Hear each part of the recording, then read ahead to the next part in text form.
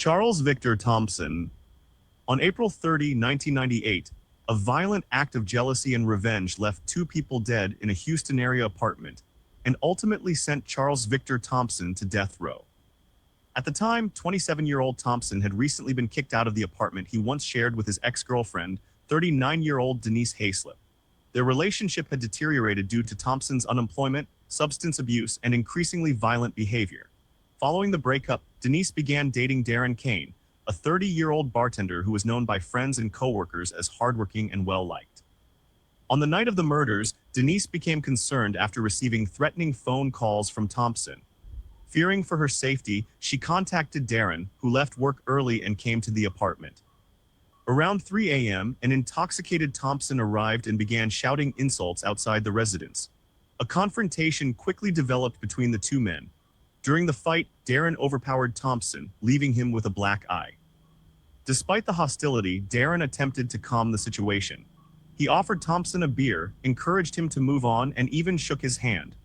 A sheriff's deputy who responded to the disturbance ordered Thompson to leave, and it appeared the conflict had ended peacefully. But it had not.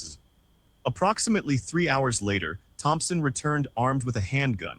He violently kicked in the apartment door and immediately opened fire. As Darren approached the entrance, Thompson shot him multiple times. Even after Darren collapsed to the floor, Thompson fired a final execution-style shot into the back of his neck, ensuring he could not survive. Thompson then turned his attention to Denise. He cornered her inside the apartment, pressed the gun against her face, threatened her, and pulled the trigger. Miraculously, Denise survived the initial attack despite suffering devastating injuries. Bleeding heavily, she managed to crawl to a neighbor's home and identify Thompson as the shooter before being rushed to a hospital. Meanwhile, Thompson fled the scene, discarded the murder weapon in a nearby creek, and hid at a friend's house. Believing Denise had died, he openly described the shootings to his friend, detailing exactly how he had killed Darren and attacked Denise. 6 days later, Denise succumbed to complications from her injuries, transforming the case into a double homicide. The evidence against Thompson was overwhelming. Denise's dying identification, forensic evidence, witness testimony, and Thompson's own admissions destroyed his later claims of self-defense and accidental shooting. Prosecutors also revealed that while awaiting trial, Thompson attempted to arrange the murder of the friend who planned to testify against him. In 1999, Thompson was convicted of capital murder and sentenced to death. Nearly 28 years later, Charles Victor Thompson was executed by lethal injection in Texas. In his final statement, he apologized to the victims' families and asked for forgiveness before the execution was carried out. In his final words, Thompson asked the families of his victims to find it in their hearts to forgive him, adding that you can begin to heal and move past this. There are no winners in this situation, he said after a spiritual advisor prayed over him for about 3 minutes and shortly before a lethal dose of pentobarbital was administered. He said his execution creates more victims and traumatizes more people 28 years later. I'm sorry for what I did. I'm sorry for what happened, and I want to tell all of y'all I love you and that keep Jesus in your life, keep Jesus first, he added. Then all movement ceased and he was pronounced dead 22 minutes later. Ronald Palmer Heath. On February 10, Florida executed 64-year-old Ronald Palmer Heath for a murder committed 37 years ago in 1989. This marks his second fatal crime. In 1977, at age 16, Heath brutally murdered 18-year-old Michael Lee Green in Jacksonville. After stabbing Green, Heath initially agreed to drive him to a hospital but changed his mind, returned to the scene, and set the car on fire with Green inside. When a semi-conscious Green managed to escape the burning vehicle, Heath attacked him again. Green's body was found the next morning with 23 stab wounds and a crushed skull from being struck with a log. Heath confessed and pled guilty to second-degree murder in 1978. Sentenced to 30 years, he was paroled in November 1988 after serving just 11 years. Upon his release, Heath moved to Georgia with Penny Powell. 6 months later, on May 24, 1989, the couple drove to Jacksonville. Following a heated argument, Powell drove back alone. Heath then met up with his 24-year-old brother, Kenneth Heath, and the two drove to a Gainesville lounge. There, they befriended 30-year-old Michael Sheridan, a married traveling salesman from Atlanta. After Sheridan used his credit card to buy drinks, the brothers conspired to rob him, using the pretext of driving to an isolated area in Alachua County to smoke marijuana. Once parked on a dirt road, Heath demanded Sheridan's wallet. When Sheridan resisted, Heath signaled Kenneth to retrieve a gun from their car and ordered him to shoot. Kenneth shot Sheridan once in the chest.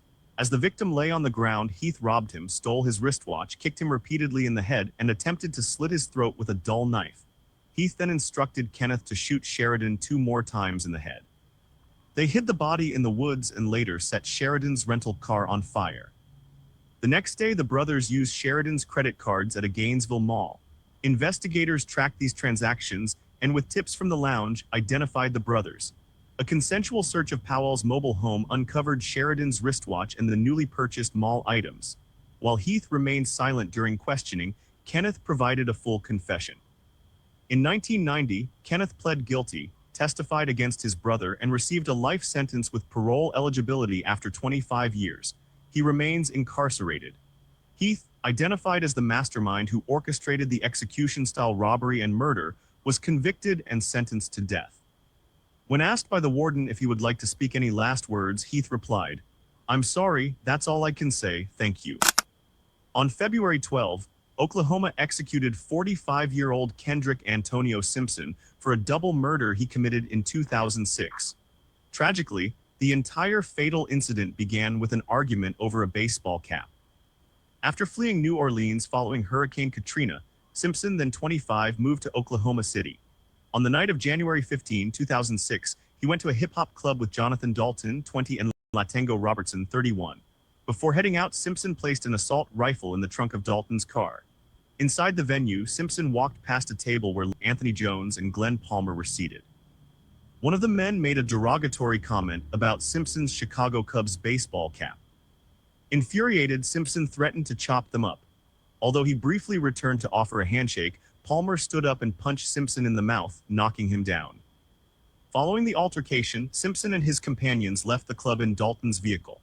While parked at a nearby 7-Eleven, they spotted men driving a Chevy Caprice. Despite Dalton urging him to calm down, an enraged Simpson demanded revenge and ordered Dalton to follow the Caprice onto the interstate. Simpson then instructed Robertson to reach through the backseat into the trunk to retrieve the assault rifle. As the Caprice exited onto Pennsylvania Avenue, Dalton pulled up alongside the victim's car. Simpson pointed the rifle and opened fire. The gunfire caused the Caprice to crash into a utility pole and a fence. 20-year-old Glenn Palmer and 22-year-old Anthony Jones were killed in the front seats. The 3 suspects were soon arrested. Although Simpson initially denied the shooting, later claiming self-defense, Dalton and Robertson provided full confessions to investigators. In 2007, Dalton and Robertson were sentenced to 20 years in prison and have since been released. Identified as the sole gunman who orchestrated the execution-style attack, Simpson was convicted of double murder and sentenced to death.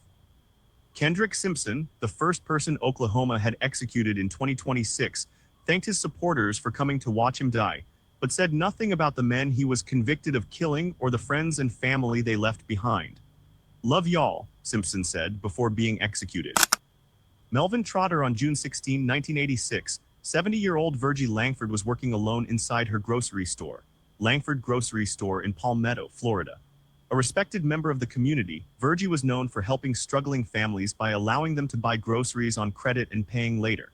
Despite being robbed several times in the past, she continued running the store she had operated for decades. That afternoon, around 2:45 p.m., 25-year-old Melvin Lee Trotter entered the store.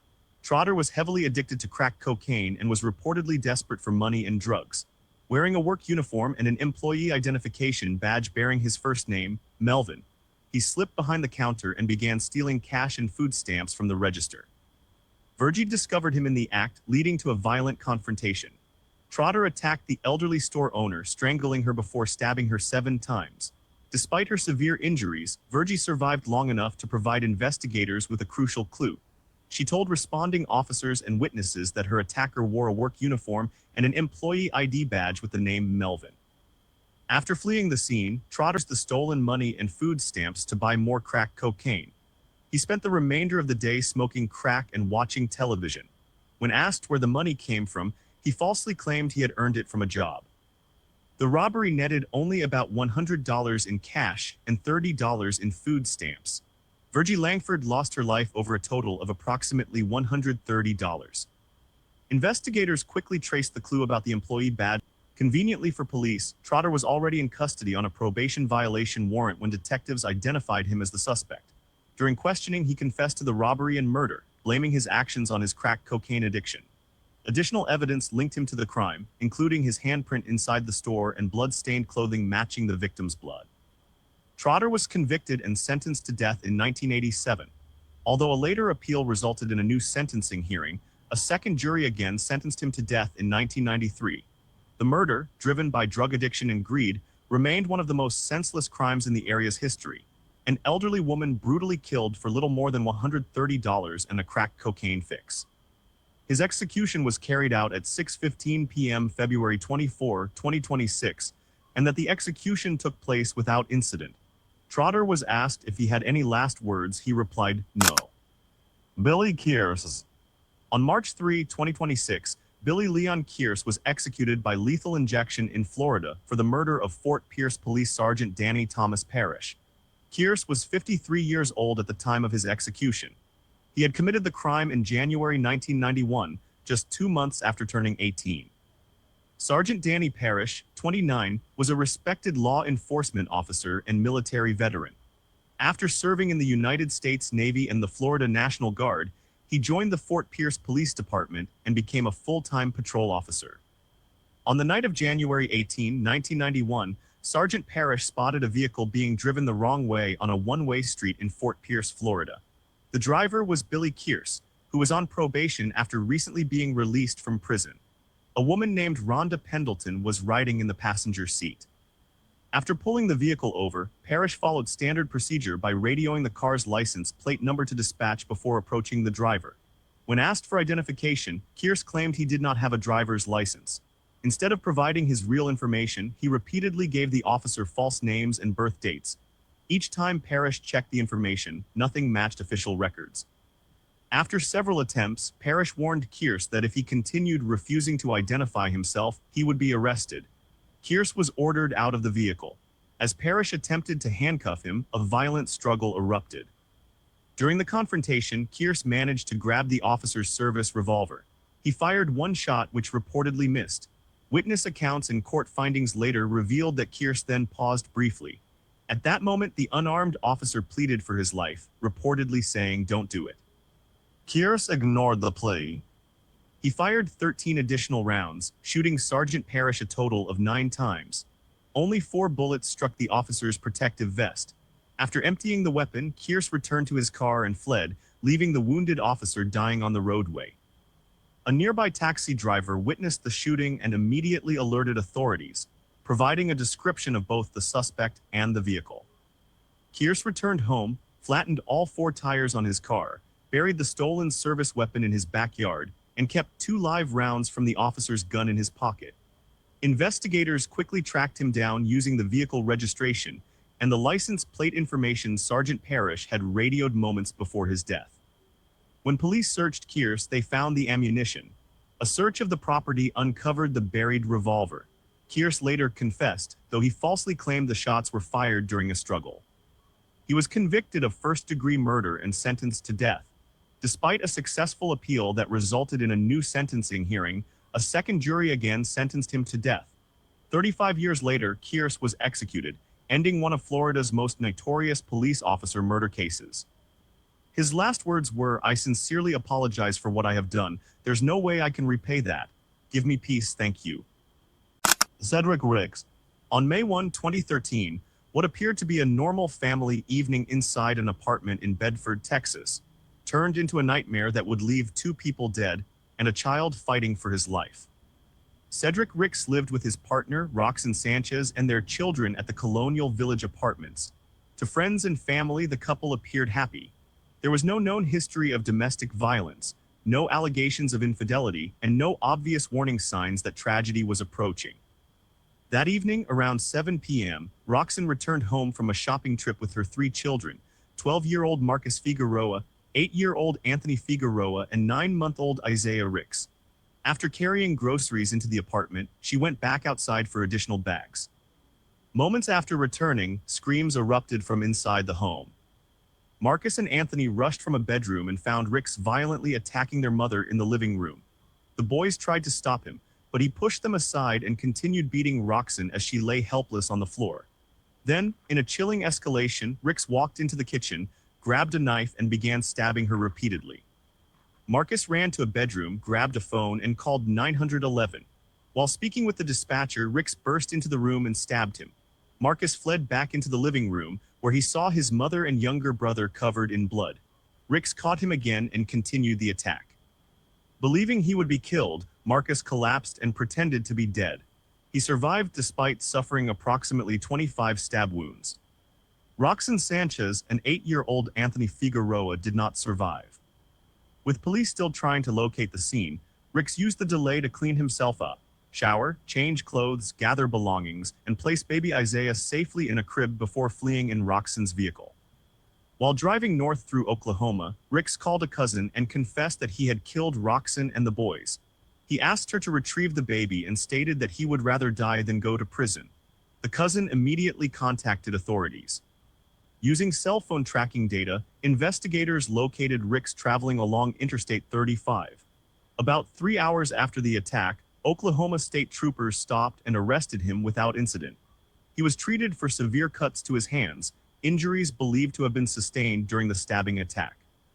In 2014, a Texas jury found Cedrick Rix guilty of capital murder. He was sentenced to death and spent nearly 12 years on death row. Meanwhile, Marcus survived and rebuilt his life, while baby Isaiah was raised by Roxanne's parents. The brutal attack remains one of Texas's most shocking family murder cases, a sudden and devastating act of violence that destroyed an entire family in a matter of minutes.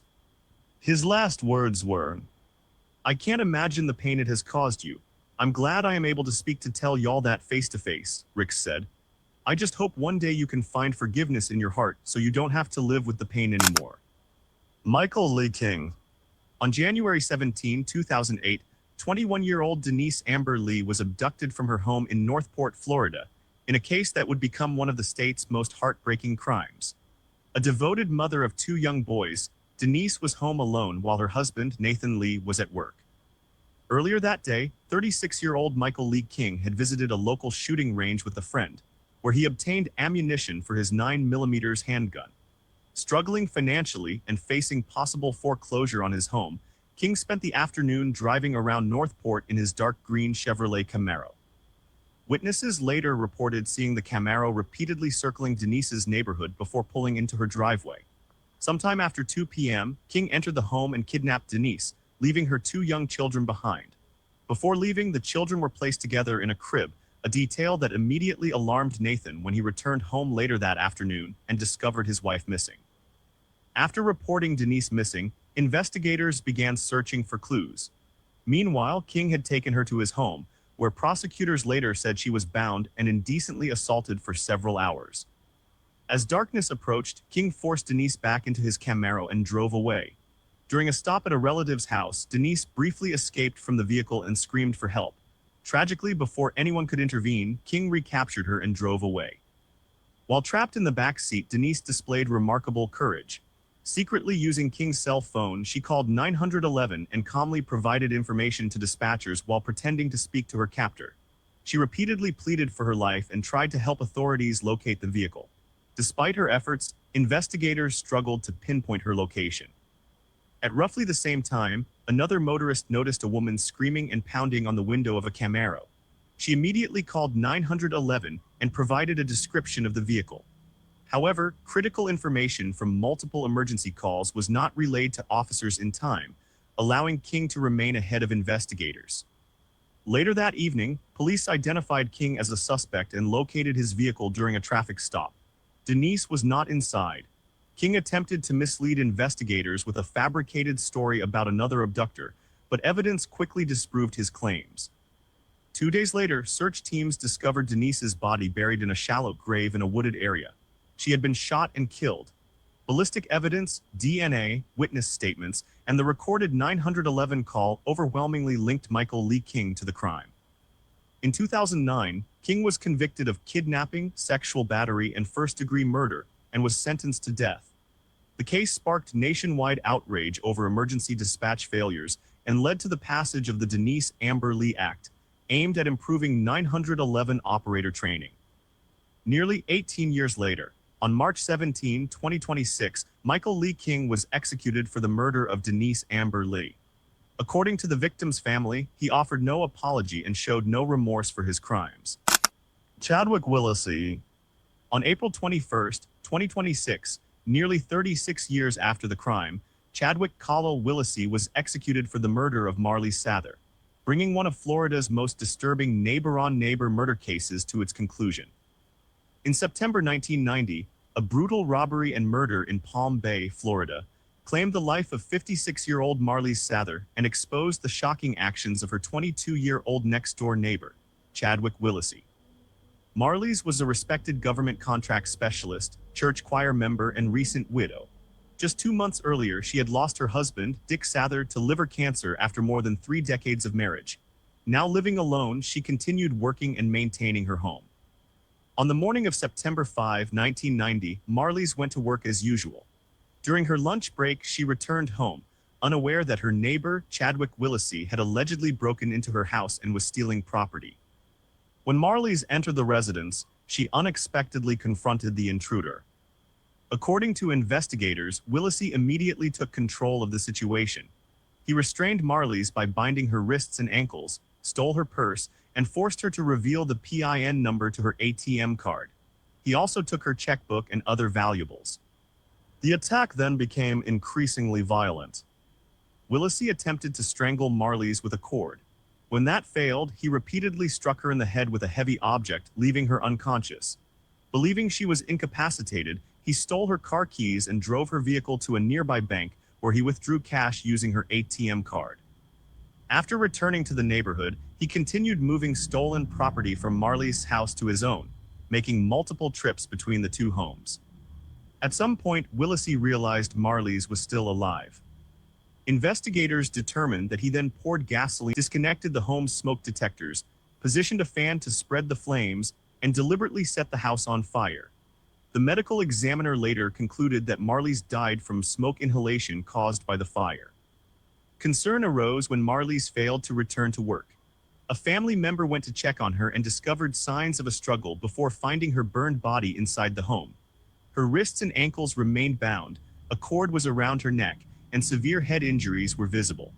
The investigation quickly focused on Willacy. Fingerprints were recovered from items inside the home. Witnesses had seen someone driving Marley's vehicle, and the following day Willacy's girlfriend contacted police after finding the victim's checkbook among his belongings.